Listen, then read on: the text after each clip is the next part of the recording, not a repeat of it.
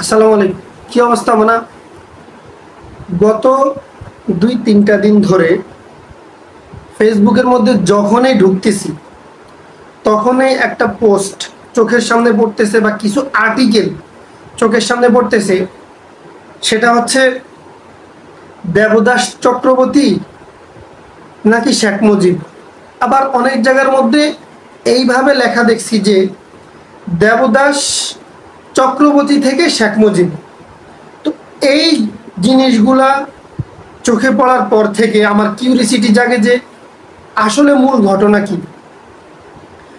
সে দৃষ্টিকোণ থেকে আমি যখন গুগলের মধ্যে সার্চ করি যে দেবদাস চক্রবর্তী নাকি শেখ মুজিব, অথবা এইভাবেও আমি সার্চ করে দেখছি যে দেবদাস চক্রবর্তী থেকে শেখ মুজিব, অর্থাৎ ঠিক যেভাবে আমি আর্টিকেলগুলো পড়ছি, আর্টিকেলের যে হেডলাইন দেখছি ঠিক সেইভাবে আমি গুগলের মধ্যে সার্চ করি।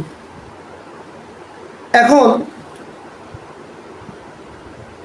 তার মধ্যে আবার শুধু দেবদাস চক্রবর্তী লেখা আমি যখন গুগলের মধ্যে সার্চ করি তখন আমি এই ব্যক্তির ছবি দেখি এবং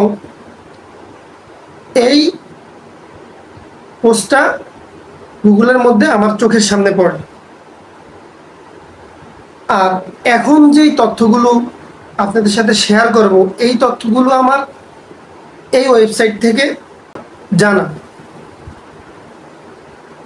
এখানে লেখা আছে যে, আচ্ছা তার আগে বলি, বিষয়টা খুব সুন্দরভাবে বোঝার জন্য আপনাদের সাথে 3জন ব্যক্তির কথা বলবো।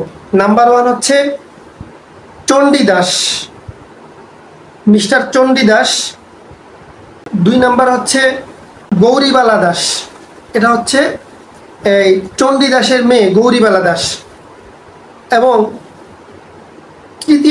তৃতীয় নম্বর হচ্ছে চণ্ডীদাসের একজন উকিল, যার নাম হচ্ছে অরণ্য কুমার চক্রবর্তী।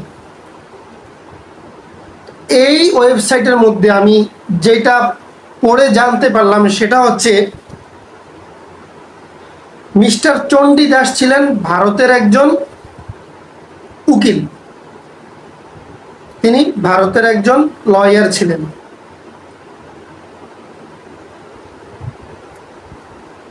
চণ্ডীদাসের একটা মেয়ে, সেই মেয়ের নাম হচ্ছে গৌরীবালা দাস। আর এই চণ্ডীদাসেরই একজন উকিল, তার নাম হচ্ছে অরণ্য কুমার চক্রবর্তী। অরণ্য কুমার চক্রবর্তী যেহেতু চণ্ডীদাসের উকিল, সেই হিসাবে অরণ্য কুমারের সাথে তার একটা ভালো আন্ডারস্ট্যান্ডিং। এই ভালো আন্ডারস্ট্যান্ডিংয়ের জের ধরে, ভালো আন্ডারস্ট্যান্ডিংয়ের সুবিধার্থে, ভালো আন্ডারস্ট্যান্ডিং থাকার কারণে অরণ্য কুমার চক্রবর্তী মিস্টার চণ্ডীদাসের ঘরে প্রায় যাতায়াত করতেন। এই যাতায়াতের মধ্য দিয়ে চণ্ডীদাসের যে মেয়ে গৌরীবালা দাস, তার সাথে একটা প্রেমের সম্পর্কে তারা আবদ্ধ হয়। আস্তে আস্তে সেটা অবৈধ প্রেমের সম্পর্কে রূপ নেয় এবং তাদের মধ্যে একটা অবৈধ মেলামেশা, অবৈধ সম্পর্ক, একটা খারাপ সম্পর্ক স্থাপন হয়। এবং এই খারাপ সম্পর্কের কারণে, এই অবাধ মেলামেশার কারণে গৌরীবালা দাস একটা সময় প্রেগনেন্ট হয়ে যায়। তখন গৌরীবালা দাস যখন বুঝতে পারে যে সে প্রেগনেন্ট, তার পেটে একটা বাচ্চা আছে, তখন সে অরণ্য কুমার চক্রবর্তী, তার যে প্রেমিকা, তাকে বিয়ের কথা বলে, তাকে বিয়ের জন্য চাপ দেয়। তখন অরণ্য কুমার চক্রবর্তী সেটা মাথায় নেয় না, তাকে ডিনাই করে দেয়। এর মধ্য দিয়েই তার বাবা, গৌরীবালা দাসের বাবা চণ্ডীদাস জানতে পারে। জানার পরে সে তার যে উকিল ছিল অরণ্য কুমার চক্রবর্তী, তাকে বিয়ের জন্য বলে, কিন্তু সে কোনোভাবেই রাজি হচ্ছে না এবং সে অস্বীকার করতেছে। যাই হোক, এর মধ্য দিয়েই গৌরীবালা দাস 12/12/1920 অর্থাৎ 1920 সালের 12ই ডিসেম্বর একজন সন্তান জন্মদান করে। আর ওই সন্তানের নাম রাখা হয় দেবদাস চক্রবর্তী। দেখো, একটা জিনিস ক্লিয়ার এখানে, যে অরণ্য কুমার চক্রবর্তী, এই অরণ্য কুমার চক্রবর্তীর ছেলে হওয়ার কারণে তার নাম রাখা হয়েছে দেবদাস চক্রবর্তী, বাবার নামের সাথে মিলে। এখন চণ্ডীদাস, মিস্টার চণ্ডীদাস যেহেতু সমাজে একজন গণ্যমান্য ব্যক্তি ছিল, তখন সে তার মেয়ের এই অবস্থাতে সমাজে চলাফেরা করতে খুবই তার অসুবিধা হচ্ছে, তার মানহানি হচ্ছে। সে এজন্য কি করলো, তার একজন বিশ্বস্ত মোহরী ছিল, তার নাম ছিল শেখ লুৎফুর রহমান। আর এই শেখ লুৎফুর রহমান ছিলেন নিম্নবিত্ত পরিবারের একজন সন্তান, মধ্যবিত্ত না, কিন্তু খুব খেয়াল করেন, সে ছিল নিম্নবিত্ত পরিবারের একজন ছেলে। তো মিস্টার এই চণ্ডীদাস সে তার মেয়ের জন্য, একটা বাচ্চা সহ মেয়ের জন্য লুৎফুর রহমানকে বিয়ের প্রস্তাব দেয়। এখন লুৎফুর রহমান যেহেতু নিম্নবিত্ত একজন মানুষ, তখন সে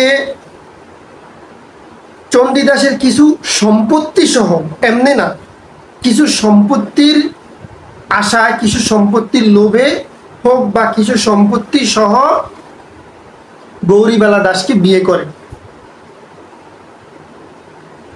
বিয়ের পরে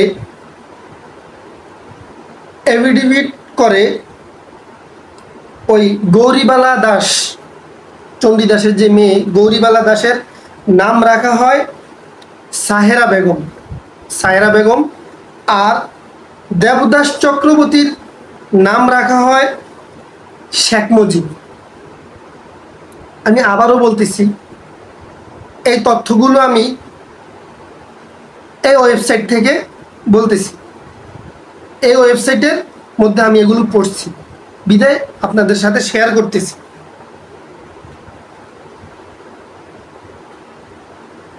এবং এফিডেভিট যে নাম্বার সেটা হচ্ছে এটা, এই যে দেখেন, এখানে সাক্ষী, তারিখ সহ সব কিছু দেওয়া আছে।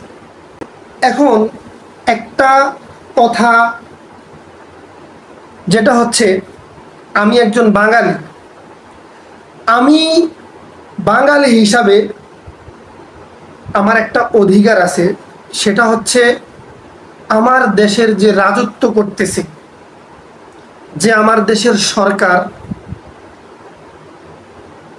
তার পিতৃ পরিচয় কি, তার মায়ের পরিচয় কি, এগুলো আমার জানার অধিকার আছে। বিকজ আমাকে যখন কেউ জিজ্ঞাসা করবে যে তোমার দেশের যে সরকার, যে তোমার দেশ পরিচালনা করতেছে বা করছে, আগে করেছে, তাদের পিতৃ পরিচয় বা তাদের মায়ের পরিচয়, তাদের পূর্বপুরুষদের পরিচয় কি তুমি কি জানো, তখন আমি কি বলবো? এই বিষয়টা জানার জন্যই আপনাদের সাথে এই কথাগুলো শেয়ার করা। এবং একটা সময় কোন একজন হুজুর বলেছিল যে আমাকে যারা রাজাকার বলে তারা পিতৃ পরিচয়হীন। কেমন জানি অক্ষর অক্ষরে মিলে যাচ্ছে। আচ্ছা, আমি সেই দিকে যাচ্ছি না। এখন কাম টু দ্য পয়েন্ট। পয়েন্টের কথা হলো, আমার দেশের সরকারের, আমার দেশের রাজাদের, আমার দেশের বাদশাদের সঠিক ইতিহাস এটা আমার জানার অধিকার আছে। যদি এই ওয়েবসাইটের কথাগুলো মিথ্যা হয় তাহলে এগুলোকে মুছে ফেলা হোক। আর যদি সত্য হয় তাহলে সত্য কোনটা আর মিথ্যা কোনটা, এই দুইটার মধ্যে সঠিক তথ্যগুলো আমাদের সামনে আনা হোক, বিকজ আমাদের জানার আগ্রহ আছে, আমাদের জানার আগ্রহ আছে যে কোনটা সত্য কোনটা মিথ্যা।